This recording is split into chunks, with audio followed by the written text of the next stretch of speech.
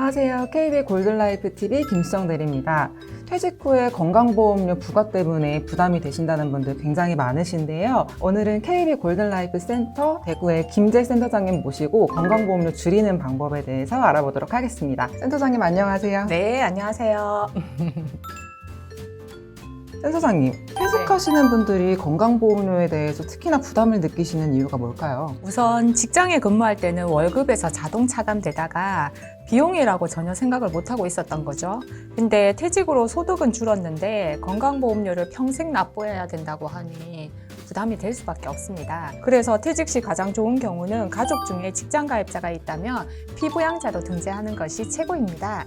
피부양자 등록을 할 수 있다면 제일 좋다고 하셨는데 피부양자는 왜 좋을까요? 피부양자가 되려면 어떻게 해야 될까요? 피부양자란 우선 직장 가입자에게 주로 생계를 의존하는 사람이라는 뜻이거든요. 피부양자로 등재가 된다면 보험료 부담이 전혀 없기 때문입니다. 최고의 방법이라고 할 수 있죠. 근데 피부양자가 되기 위해서는 소득 요건, 재산 요건, 부양 요건 세 가지 허들을 넘기셔야 되거든요. 간단하게 말씀드려보면 소득 요건은 연간 소득이 2천만 원 이하이어야 하며 사업 소득 금액은 없어야 합니다. 또한 부부 모두가 요건을 충족해야 되고요. 재산 요건에는 재산세 가세 표준 합계액이 5억 4천만 원 이하여야 하고요. 만약에 5억 4천에서 9억 사이라 하면 연간 소득 금액이 1천만 원 이하여야 합니다. 부양 요건은 직장 가입자의 배우자, 직계 존속, 직계 비속 및 그 배우자입니다. 형제 자매인 경우 30세 미만, 65세 이상, 장애인, 국가유공자 및 보훈 대상 상위장 중 소득, 재산, 부양 요건이 충족 시 인정이 됩니다. 피부양자가 되면 정말 마음이 편할 것 같은데 조건이 좀 까다롭긴 하네요. 만약 피부양자가 되지 못한다면 건강보험료는 무조건 내야 되는 거죠? 네, 내야 됩니다. 내긴 내야 되는데 금액을 줄일 수 있는 방법이 있거든요. 먼저 임의 계속 가입자 제도라는 것이 있습니다. 퇴직이나 실직을 하고 소득이 감소했는데 지역 건강보험료를 내야 하는 분들의 경제적 부담을 완화하는 제도입니다. 퇴직한 사람들이 모두 다 신청할 수 있나요? 이거 언제 신청해야 되는 걸까요? 네. 그러면 제가 예를 한번 드려볼까요? 만약에 제가 퇴직을 했어요. 근데 지역건강보험고지서가 집으로 날라왔습니다.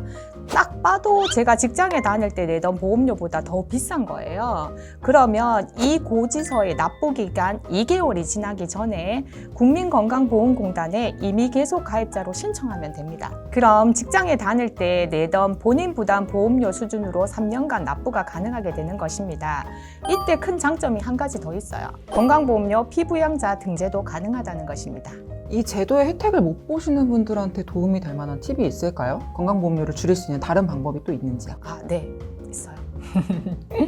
네, 건강보험료를 줄이려면 일단 건강보험료 부가체계를 먼저 아시면 좋을 것 같은데요. 건강보험료는 소득, 재산, 자동차 요 세 가지 가지고 합산 점수에 현재 208.4원이라는 금액을 곱해서 계산하게 되거든요.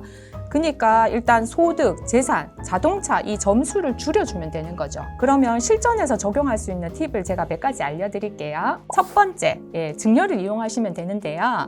비과세 증여 한도는 지금 우리나라의 배우자는 누가? 성인 자녀? 5천만 원. 네. 미성년자? 2천만 원? 네. 사인 며느리도 1천만 원이 있답니다.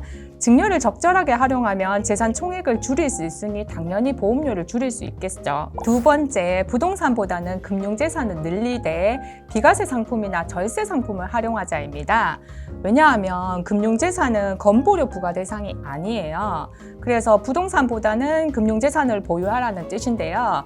근데 이제 주의해야 될 것은 금융재산에서 우리가 발생하는 이자소득, 배당소득이라고 있잖아요. 그거를 금융소득이라고 하는데 이것은 1천만 원이 넘으면 소득 요건에 걸리거든요.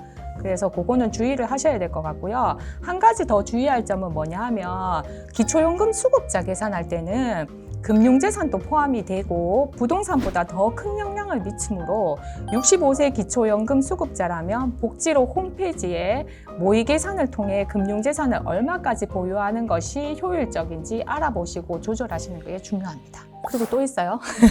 재취업을 통한 직장 가입자가 되자인데요. 특히 재산이 많다면 제가 적극적으로 추천하는 부분입니다.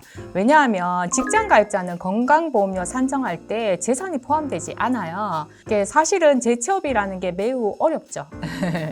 근데 한 달에 60시간 이상 그리고 1개월 이상 근무하면 직장 가입자가 될 수 있습니다. 급여가 적더라도 봉사하는 마음으로 사회공헌적인 일을 찾아보는 것도 방법이기도 합니다. 재취업이라는 게 사실은 저희가 퇴직을 하고 나면 시간 관리 그리고 사회적 관계 정립 측면에서도 많은 도움을 받을 수 있기 때문에 제가 반드시 추천드리는 방법 중에 하나입니다. 끝내면 아쉽죠? 한 개 더 할까요?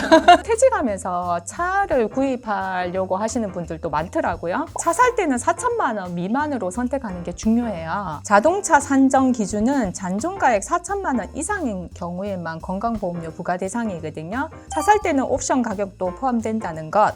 중고차 살 땐 실제 구매 가격이 아니라 차량의 잔존 가격으로 측정된다는 거 기억하세요.